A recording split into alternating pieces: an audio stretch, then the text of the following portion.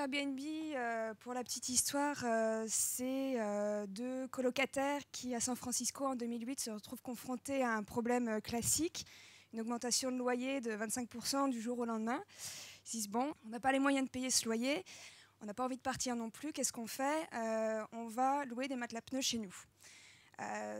Lors d'une conférence à San Francisco où tous les hôtels sont bookés, les deux garçons commencent à louer des matelas pneumatiques chez eux en offrant le petit déjeuner, et naît à ce moment-là le site internet, parce qu'ils ont mis donc ces matelas pneumatiques sur un site qu'ils ont créé, Air Bed and Breakfast, qui est devenu donc Airbnb pour la simplicité, même si ça reste toujours un peu compliqué pour les gens.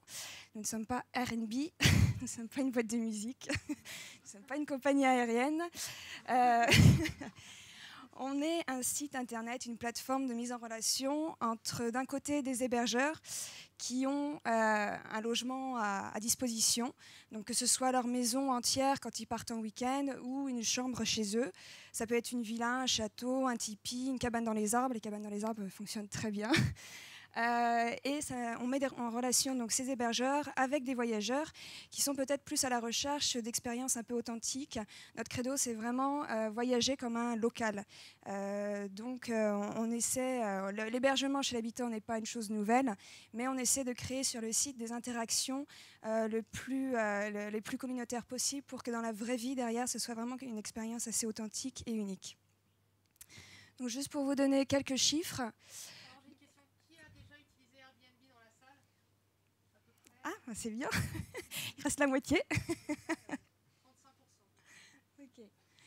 Donc voilà, on est parti de matelas pneumatiques à San Francisco et petit à petit, l'offre s'est quand même bien étoffée. Aujourd'hui, on en est à plus de 300 000 logements dans le monde entier, dont 35 000 en France, Paris étant évidemment là où il y a une grosse concentration. On représente 40 000 villes, 192 pays. On a, depuis le lancement du site, eu 4 millions de voyageurs, dont la grosse majorité depuis 2012. C'est là où il y a eu vraiment la cote a vraiment prise. On a des voyageurs qui sont donc originaires de 150 pays différents, et Airbnb.com est devenu Airbnb.it.fr.de. On est traduit en 24 langues. Juste pour le côté vraiment aussi contenu visuel, on a une très grosse partie sur vraiment le design. Il y a 2 des 3 fondateurs qui sont à l'origine des designers, donc ça fait une grosse différence. Ce ne sont pas des ingénieurs, ce sont des designers. Donc ils ont vraiment un œil pour quelque chose de très visuel. On ne s'amuse pas avec le design sur Airbnb. On a une grosse partie de notre trafic qui est drivé par le mobile, et ça va être un peu notre cœur de cible pour la prochaine année, pour l'année en cours, et pour l'année prochaine, c'est vraiment de pousser sur le mobile. Le guide de quartier, c'est vraiment une plongée locale dans les quartiers de grandes villes pour aider le voyageur à trouver vraiment le quartier qui lui convient. C'est-à-dire qu'on aurait peut-être tendance à se dire, bon, moi j'ai envie d'être dans le centre de la ville, à côté d'une gare, etc. Mais on ne connaît pas finalement la vie de quartier, on ne connaît pas forcément le sentiment, l'atmosphère qu'il y a dans tel ou tel quartier, dans le 20e, dans le 15e, etc. Donc on a voulu vraiment plonger dans les quartiers, et que l'on cherche quelque chose d'un peu bobo, de quelque chose de vert, d'un endroit où on puisse sortir le soir, que l'utilisateur puisse vraiment trouver ce qui lui convient le mieux. Donc aujourd'hui, ça représente 450 quartiers. On a déployé effectivement 100 photographes à travers le monde. Ça risque d'augmenter parce qu'au fur et à mesure, c'est quelque chose qui est sans fin. On va avoir des villes les unes derrière les autres. La dernière en date était Bangkok, et une équipe interne à San Francisco qui est dédiée. Donc je ne sais pas si... Après, c'est adapté, comme je disais, en traduction. Mais tout est coordonné effectivement depuis San Francisco, et avec l'aide de la communauté, comme je vous disais, on fait pour créer ces pages qui ressemblent vraiment à des photos, des albums photos. On fait appel à notre communauté dans le sens où on se dit que les utilisateurs, et notamment les hôtes, sont vraiment les meilleurs ambassadeurs et les meilleurs représentants de leur quartier. C'est eux qui savent à quoi correspondent leurs rues, l'ambiance, l'atmosphère. Donc ce qu'on fait dans un premier temps, c'est qu'on envoie aux hôtes un petit email, un sondage, on leur pose des questions, comment est votre quartier, qu'est-ce que vous y trouvez, qu'est-ce que vous aimez y faire, pas forcément des bonnes adresses, mais vraiment qu'on puisse dégager un sentiment. Donc on rassemble tous ces sentiments, je dirais, dans un gros pot commun. On va faire une curation de tous ces traits de caractère finalement d'un quartier. À partir de là, on va donc en tirer les principaux et on va envoyer sur le terrain des photographes qui, eux, vont s'occuper d'illustrer tous ces traits de caractère que les autres ont mis en avant. Et troisième partie, donc, c'est le côté éditorial. On a une équipe éditoriale à San Francisco qui, à l'aide de ces informations d'hôtes et des photos, vont vraiment construire. Et également, j'ai précisé effectivement de blogueurs qui sont vraiment experts sur une ville ou de guides tels Lonely Planet, Le Routard, etc. Ils vont mettre tout ça en place et vraiment créer des albums photos légendés avec une petite présentation. Donc là, typiquement, Montmartre, vous avez la petite description qui donne vraiment un peu le ton sur le quartier. Ça, c'est ce que je vous disais tout à l'heure, c'est un peu les traits de caractère. Donc, pour les oiseaux de nuit, bien desservis par les transports, artistes dans l'âme, adorés des Parisiens, etc. Donc, il y a vraiment ça sur toutes les villes qui existent, avec bien sûr des spécificités. Par exemple, à Rio, c'est la plage, ce genre de choses. Et donc, quand vous cliquez sur 1, 2 ou 3 traits de caractère, par exemple, vous avez une liste de quartiers qui descend sur lesquels vous pouvez aller. Et donc, une fois que vous êtes dans la page des quartiers, la communauté peut encore intervenir en proposant des tags qui sont vraiment des mots-clés qui pourraient aussi donner encore plus de précision. Donc là, Montmartre, on a romantique, village, touriste, cliché.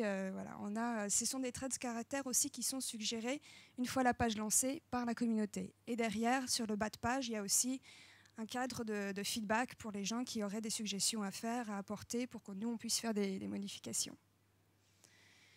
Je vous présente juste un deuxième produit qui est les wishlists. Les wishlists, ça a été lancé en juin 2012 et ça, c'est vraiment un produit qui a énormément fonctionné. On a eu 1 million de logements. 2 mois après, on avait 1 million de logements avec le petit cœur wishlist.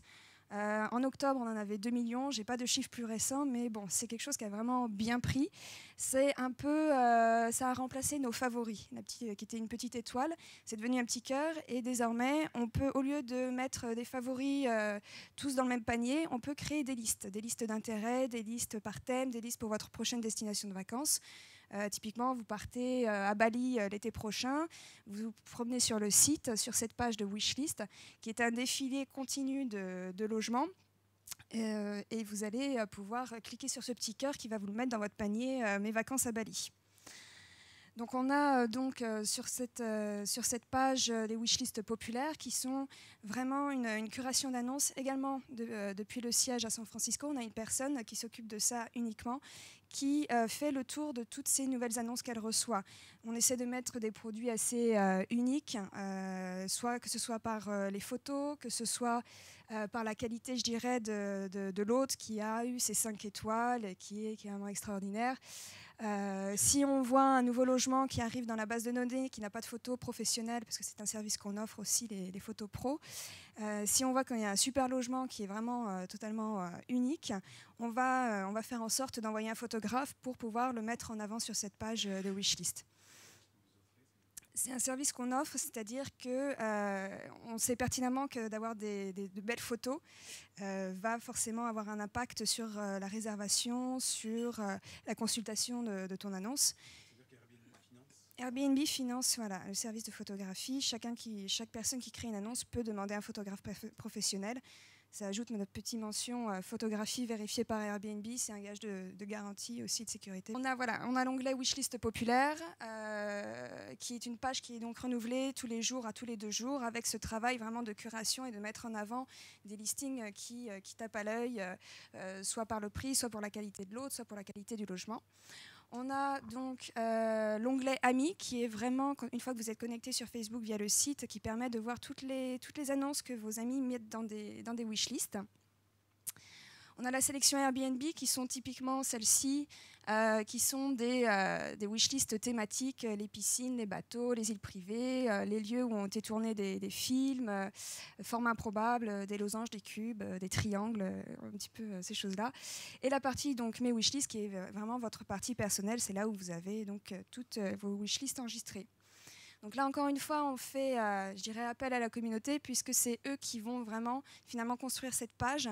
Même si on a quelqu'un derrière qui fait de la curation, c'est eux qui vont construire cette page, puisque, par exemple, vous voyez, ça c'est la page de présentation, on va dire, quand vous défilez.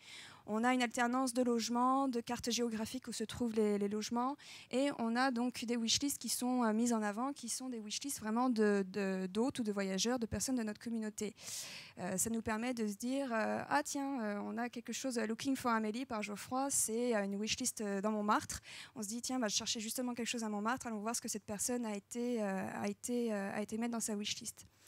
Encore une fois, le design très fort qui est vraiment une composante chez nous incontournable. Ça, c'est les designs qui ont été faits pour les couvertures de nos wishlists. Et le côté viralité qui est très important. Sur toutes les wishlists, vous pouvez les partager sur Facebook. Donc quand vous ajoutez un logement à votre wishlist, vous pouvez décider de la publier sur Facebook, de même que lorsque vous êtes dans votre wishlist, vous pouvez décider de la publier entièrement sur votre mur. Donc ça, c'est quelque chose qui se partage extrêmement bien. On est entre copains, on cherche un logement pour l'été ou en famille. On se crée sa wishlist, on se la partage et on se dit lequel tu préfères. Voilà, c'est un peu ça.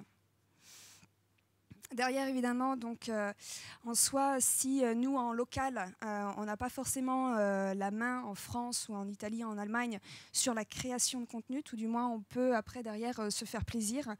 Les wishlists, c'est vraiment un produit phare dans le sens où sur les newsletters, on aura toujours des présentations de wishlists, c'est ce qui clique le plus. C'est vraiment, si on n'a pas de jeu concours sur la newsletter, c'est là où les gens vont aller directement. On sait qu'ils trouvent la wishlist, par exemple, pour les familles a été grosse réussite pour les familles qui cherchaient des vacances avec toute la petite tribu. On va mettre sur la newsletter aussi tout ce qui est astuces, conseils, qui provient vraiment de notre FAQ. On va l'adapter au niveau du ton, de l'écriture, etc. Encore une fois, mise en avant de notre communauté. Mariam, qui est une de nos hôtes, une de nos super hôtes, qu'est-ce qui fait que chez elle, elle a beaucoup de réservations, quel est son petit plus, etc. On essaie de les mettre vraiment en avant. Sur les médias sociaux, je ne vous ai pas mis Twitter parce que bon, c'est un petit peu différent dans la mesure, c'est vrai que Facebook va être vraiment sur le visuel. Ouais. C'est mensuel. Ouais. Donc oui, comme on est vraiment sur du visuel, je vous ai plutôt mis Facebook. Le guide de quartier, voilà, on va faire des albums photos pour faire un petit tour, voilà, dans les rues de Buenos Aires. Qu'est-ce que vous préférez, plutôt côté danse, côté promenade en bord de mer, etc.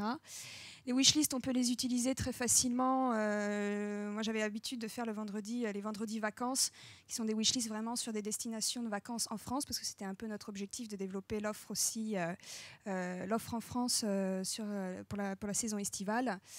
Petit quiz du vendredi, voilà, où a été pris cette photo à New York. Les gens peuvent aller fouiner sur le guide de quartier et chercher un petit peu. Bon, ils ont très vite trouvé. Ça, c'est une de nos nouvelles vidéos, voilà, qui est sur l'accueil et l'hébergement des voyageurs, comment préparer son logement. C'est des nouvelles vidéos qu'on met en place. Donc vraiment, tout ce qui est sur le site, après, on peut l'exploiter très facilement sur les réseaux sociaux et dans notre newsletter. Là, juste pour conclure, c'est un nouveau projet. Encore une fois, très orienté sur la communauté. Pour le coup, communauté hôte à hôte. C'est vrai que c'était une demande très forte de la part de nos hôtes qui voulaient vraiment avoir le conseil d'autres hôtes pour bien réussir sur le site. C'est des choses que nous, on organisait déjà en amont par le biais de meet-up, de rencontres, mais on a décidé que sur le site, ce serait aussi pas mal pour eux de les laisser faire, de les laisser interagir entre eux. Donc ça, c'est encore un projet bêta qui est en test sur quelques hôtes à travers le monde, dont certains autres à Paris, ils créent eux-mêmes leur propre groupe. Ce sont des groupes où ils vont pouvoir publier, poster, mettre des photos, proposer des événements. Ils vont eux-mêmes vraiment organiser leur propre communauté d'hôtes, chose qu'on a toujours fait depuis le début, mais on passe un petit peu le relais. Ça ne nous empêchera pas de continuer nos meet-up, nous, en direct avec notre communauté, mais on voulait quand même laisser l'occasion, encore une fois, aux hôtes d'interagir entre eux.